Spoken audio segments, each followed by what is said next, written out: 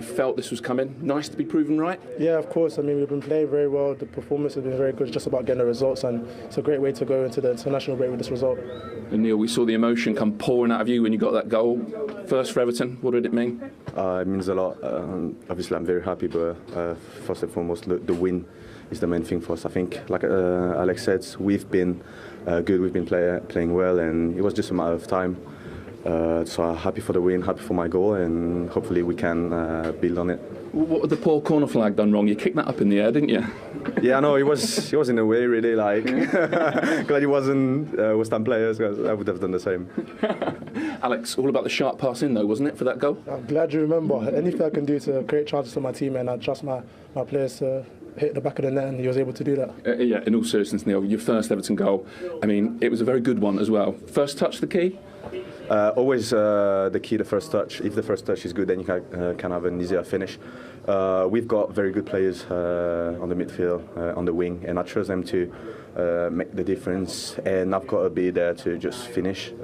Great pass from Alex, good first touch, and good goal. But I'm just happy for the team because it's been coming, and we work hard every day. Last week we didn't play, but we had a very good week of training, and I think we deserve it. Yeah, Alex, another big performance from you in midfield. Correct me if I'm wrong, but it feels like Frank Lampard came in, he changed your position and potentially the entire direction of your Everton career. Fair? Yeah, of course. I mean, I didn't go off to a great start, but I've always had the mindset that I can try and prove people wrong, and the manager's given me faith to do so, and it allows me to express myself like I do in training and just to bring it to matches. So I've been doing that. I just have to repay the faith. Why does that position suit you? Had you played it before? It's what I came up through as an academy player. I always like to get the ball going forward and get on the half turn. So I do find it easier when I'm in midfield to drive up the pitch. And for you, Neil, how key is it to get that goal early? You've got Dominic Calvert-Lewin has been out injured for a little while. The club lost Richarlison in the summer. Did you feel under pressure to hit the ground running? I wouldn't say I feel under pressure because I know my job. I know I've got to score, and that's why they brought me in. But yeah, I needed this goal because I haven't played much the last month. In the end, at Brighton, I wasn't playing. Then I came here pretty late, so that was only my second game of the season. So I needed this goal, and I know everyone at the club want me to do well and score goals. But like I said, I'm here to help, and I trust my teammates to put me in the right position to score. Last week or 2 weeks ago, actually, when I didn't score against Liverpool, they all said it doesn't matter. Like, you played well, you give everything, so it's fine for us. And today I get the rewards, and I'm just happy for them. Well, you definitely helped today. Well done, both of you. Yeah, Cheers, thank you. He certainly did get his reward, Neil Maupay. Very important so early into your career up there to get that first goal and get off and running. Yeah, and it was a good finish. I don't think finishing is absolute forte. I said before the Liverpool game, I think he's got a touch of class, this lad, and it's not a bad buy for Everton. He didn't cost too much, about 15 million, I think. He doesn't convert a lot of his chances that he gets, but he didn't have many today, and he converted it very, very well. And I think Everton have lacked a centre-forward, a consistent one for some time. They're quite thin on the ground for numbers up there as well. Calvert-Lewin, as we all know, is quite injury-prone. Rondon, is he, the main man? Probably not. He's an impact player. So they needed strength in that area, and he's come in, and I think he's led the line well in 2 games. Yeah, I mean, he's shown some decent form for Brighton, but he would say a class finisher. He needs a lot of chances to put the ball in the back of the net. I look at him and I saw today when he got turned on the first touch, that's how he scores his goals. For me, the chances he misses at Brighton is the first time finishing, which is sometimes the hardest. You've got to have a good touch, yeah, but those ones that are coming across the box, Michael would know more than anyone. Those first-time ones, you've got no time to think. You've got to take it first time.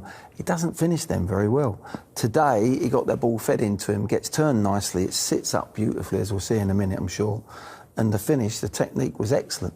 So I think if he can just start getting more confidence and get those first-time finishes, he might not get that many chances at Everton, certainly not as many as Brighton create, but he's got to become more clinical, and if he does, then it's going to be turn into a fantastic buy for Everton. Let's have a look at that finish then, Michael. Talk us through it, because he hadn't actually scored in the Premier League since February. It didn't look like it here. No.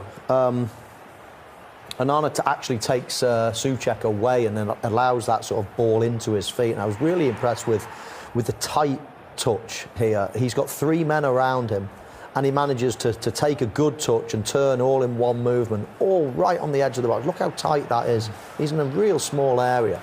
And he shifts his feet perfectly as well. This is a better angle. How he shifts his feet quickly and then strikes it. Lovely touch. It just pops up as well. If that ball is on the ground, he doesn't get this power and he doesn't score. But because it just pops up off the ground, he gets a lot cleaner effort at it, and in which case you get a lot more power. Beautiful finish. And as Glenn says, he's capable, but his chance conversion wouldn't have been the greatest over the years. But today, 1 chance, 1 finish. You can't ask more than that. Yeah, and the technique, as we saw, he brushed the top of the ball. If you see the ball, it's got topspin on it from behind here. Look, as it pops up, it's beautiful the way he's not really hit it that much with his instep. It's a little bit of both. But watch how the topspin comes. He brushes the top of the ball so it comes over and you get more power that way. Gets to the target quicker, and that's all done in a split second. And it was a really good finish. Probably a finish that needed to lift the game like that. But pretty dour game. Everton deserved to win, but we've seen better games overall. 90 minutes. Let's be honest. And it wasn't until late on when David Moyes made a couple of changes. West Ham seemed to have a go at Everton, and they had a couple of opportunities in that period, didn't they? They did, yeah. He made a few substitutions to try to change the game. West Ham here started pressing them quite high. Cornet came on and had a couple of chances himself, but this one in particular, Ben Rama with his left foot curling it, he does absolutely nothing wrong. They do great to pinch the ball off Everton, and then he uses the last Everton defender to bend it round, and just a bit of bad luck. It's just a few things there that I saw from Everton. They were too loose late on in their game. That's the one thing I think Frank would like to tighten up. Decore came on, and in the end wanted to get involved in the play going forward, and they left open spaces. And we've seen the two chances that West Ham create. Everton were a little bit too loose, but in the end, that's great defender from Patterson. He just gets back. He's in a good position, obviously, to get there. Cody can't get there, but look at that. Just comes and gets the last second touch that probably saves the day for Everton rather than getting the win instead of getting a point. But 3 goals West Ham have scored. Yes, they've got a problem. Joint lowest scorers with Wolves. Yeah, they've got a problem. I see a team that haven't quite yet had their mojo, their sort of rhythm that they've had the last 2 seasons. I don't see that at the moment, and I think the new signings have not settled yet. So they've got to get them in and bed them in. If not, I think David will go back to the players he trusts, the players he knows, and go back to how they played. I felt West Ham looked better in a back 3 when they played in a back 3. When they started it a couple of seasons ago, they looked hard to beat, and they looked as if they knew that what they were doing as a unit, and they broke quickly. And I think you'll find them possibly go back into a back 3. Interesting. Let's get some West Ham. No goals then at Goodison at half-time between Everton and West Ham. Suffice to say, it's not the finest 45 minutes we've seen in the Premier League so far this season. What have you made of it? No, it's not been the greatest of games, Steve. But Everton have tried. They put a lot of energy into it.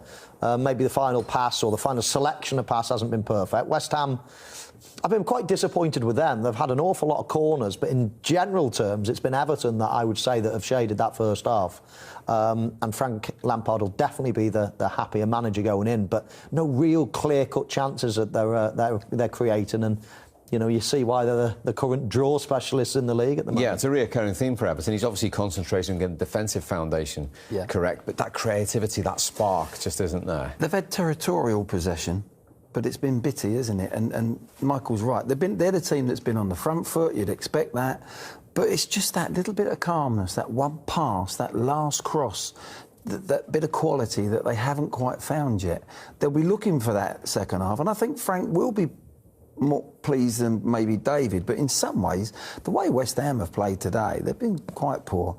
And I've got to say, David would be quite happy that they're still 0-0, and there's more to come from West Ham. I'm sure David would be saying at half-time, you're better than this, guys. We've got to thread some passes together. There's a lot of players for West Ham today. I'm thinking, they've not even had any effect on the game at all. Go out there second half and affect the game. So I think this game is still very much in a balance. And I'll tell you where Everton have improved is at the back. I mean, they've looked quite soft in recent times at the back, I've always felt. But with Cody and Tarkowski now, you know, it just feels like they've got the gritty centre-halves, the experienced centre-halves. And OK, there might not be much pace between them, but I think with all that experience, they've got years and years and years of experience in the Premier League. They all of a sudden have that robustness, and they don't really look... I mean, I'm talking 8 corners that West Ham have had. They've not even looked like scoring from one. And I just feel as if they're quite experienced and know what they're doing back They there. look like 2 centre-backs, English, that are going to communicate. Yeah. Really give the old school, talking together.